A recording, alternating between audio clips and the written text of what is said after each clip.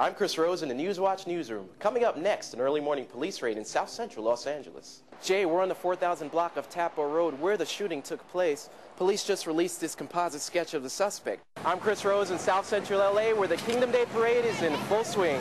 I'm Chris Rose in Hollywood where the Oscar nominations were announced today, but will the show go on? Once again, if you see this man, do not approach him. Police say to call 911 immediately. For NewsWatch, I'm Chris Rose. Those stories and more on NewsWatch. Good afternoon, I'm Chris Rose in the NewsWatch newsroom. The Writers' Strike and Academy Awards top the news at this hour. Oscar nominees were announced today, but the red carpet could be filled with strikers instead of celebrities. What do films about a ruthless assassin, greedy oil baron, and a pregnant teen have in common? They are among this year's Oscar nominees announced early this morning. But with the ongoing writer's strike, it's a ceremony that may not happen if you ask Writers Guild member Garner Simmons. Hopefully the Oscars will go on because the strike's been settled. If the strike doesn't settle, then the writers will basically pick at the Oscars and the actors won't cross. The Best Picture nominees for 2007 are... The February 24th ceremony honors nominees in over 20 categories. With the glitz and glamour of the Golden Globes reduced to a press conference, Hollywood insiders fear the same will happen to the Oscar telecast.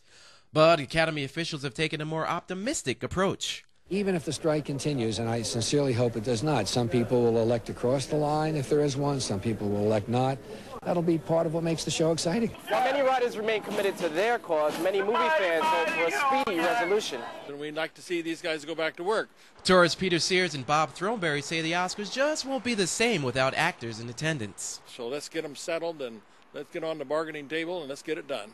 Just like the other shows, you know, if the writers don't have a piece of the action there, they'll probably do like they did, just announce the winners without having the audience and the people coming forward to recognize them.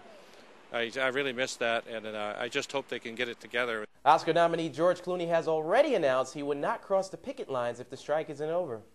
In other news, millions of Americans celebrated Martin Luther King Jr. Day. And while it was a rainy day here in Los Angeles, it didn't keep thousands of people from celebrating in the streets. From drummers to drill teams, it was one big party in South Central LA. These are the sights and sounds of the 30th annual Kingdom Day Parade and cultural celebration. Dancer Marissa Snead says the parade is a way for community members to come together. Well, obviously it's important to the community for everything that Dr. King did for African Americans and everyone of every cultural background. So I think it's important for us to represent and remember his legacy and continue it. I have a dream that one day. The parade honors the memory of civil rights leader Dr. Martin Luther King Jr.